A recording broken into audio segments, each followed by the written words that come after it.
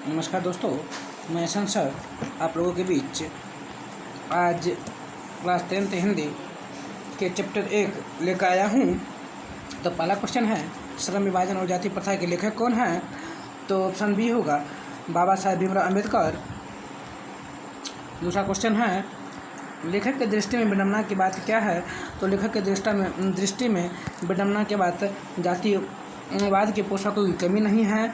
तीसरा क्वेश्चन है, लेखक के दृष्टि में आदर्श समाज कैसा होना चाहिए? तो लेखक के दृष्टि में आदर्श समाज स्वतंत्रता, जिसमें स्वतंत्रता हो, समता हो और भाईचारा का भाव हो, इस प्रकार के समाज होना चाहिए।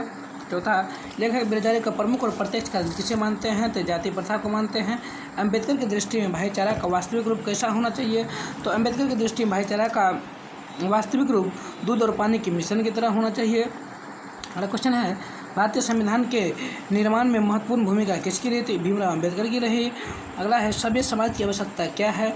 दोस्तों, सभ्य समाज की आवश्यकता श्रम विभाजन और जाति प्रथा है। देखिए, निम्नलिखित रचनाओं में से कौन सी रचना डॉक्टर अम्बेडकर की है? तो इनमें से सभी होगा। आधुनिक सभ्य समाज श्रम विभाजन को आवश्यक क्यों मानते हैं?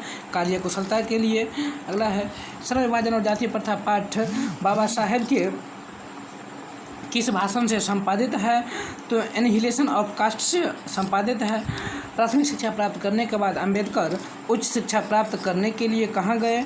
तो न्यूयॉर्क चले गए थे। अम्बेडकर के चिंतन व रचनात्मक के लिए प्रेरक व्यक्ति कितने थे और कौन कौन थे? तो दोस्तों, प्रेरक व्यक्ति 3 थे, जिसमें पहला है बुद्ध, कबीर और ज्योतिबा फुले। अगला है, जाति पाति तोरक मंडल भाषण लाहौर में कब हुआ था? तो 1936 में हुआ था। तो अगला है, श्रम विभाजन और जाति प्रथा क्या है? तो श्रम विभाजन और जाति प्रथा एक प्रकार का निबंध है, एक निबंध है। तो अगला है, अम्बेडकर ने के भाषण एनिहिलेशन ऑफ कास्ट को किसने हिंदी में रूपांतरण किया था? तो दोस्तों, इसको लई सिंह यादव ने किया था। अगला है, अम्बेडकर का जन्म किस परिवार में हुआ था? तो अम्बेडकर का जन्म दलित परिवार में हुआ था। अगला है, लेखक को इस युग में कहाँ पर विडंबना दिखाई पड़ते हैं? तो लेखक को इस युग में विडंबना जातिवाद में दिखाई पड़ते हैं। अगला है, अम्बेडकर की माता का क्या नाम था? तो अम्बेडकर की माता का नाम भीमाबाई था। अगला क्वेश्चन है, डॉक्टर अम्बेडकर ने पीएचडी की उपाधि कब धारण किए थे? यानी डॉक्टर अम्बेडकर जो थे पीएचडी कब किए थे? तो 1916 ईस्वी में किए थे। अगला है, the caste in India their mechanism किनकी रचना है? तो डॉक्टर भीमराव अम्बेडकर की हैं।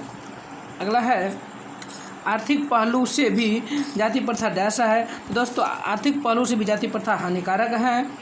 अगला है, डैश पेशे का दोषपूर्ण पूर्व निर्धारित करती है? तो दोस्तों, जाति प्रथा। अगला है, जाति प्रथा भारत में बेरोजगारी का एक डैश कारण बने हुए, प्रमुख और प्रत्यक्ष कारण बने हुए। ऑप्शन नंबर सी होगा। अगला है, मूक नायक क्या है? दोस्तों, मूक नायक एक पत्रिका है। मूक नायक एक पत्रिका है। अगला है, डॉक्टर अम्बेडकर की मृत्यु कब हुई? तो डॉक्टर अम्बेडकर की मृत्यु दिसंबर 1956 में हो गया था, और दिल्ली में। अगला है, डॉक्टर अम्बेडकर का जन्म कब हुआ था और कहाँ हुआ था? डॉक्टर अम्बेडकर का जन्म 14 अप्रैल 1891 महू मध्य प्रदेश में हुआ था। अगला क्वेश्चन है, डॉक्टर अम्बेडकर का जन्म कहाँ हुआ था? तो महू मध्य प्रदेश में हुआ था। अगला है, डॉक्टर अम्बेडकर ने किस पत्रिका का संपादन किया था? डॉक्टर अम्बेडकर ने बहिष्कृत भारत पत्रिका का संपादन किया था। अगला है, भारतीय संविधान के निर्माता के रूप में हम किन्हें जानते हैं? तो भीमराव अम्बेडकर को जानते हैं। डॉक्टर अम्बेडकर का वाङ्मय हिंदी के कितने खंडों में प्रकाशित हो चुकी है? दोस्तों, 21 खंडों में हो चुकी है। आधुनिक सभ्य समाज कुशलता, कार्य कुशलता के लिए किसे आवश्यक मानते हैं? तो श्रम विभाजन को मानते हैं। डॉक्टर अम्बेडकर के पिता का क्या नाम था? तो डॉक्टर अम्बेडकर के पिता का नाम रामजी सकपाल था।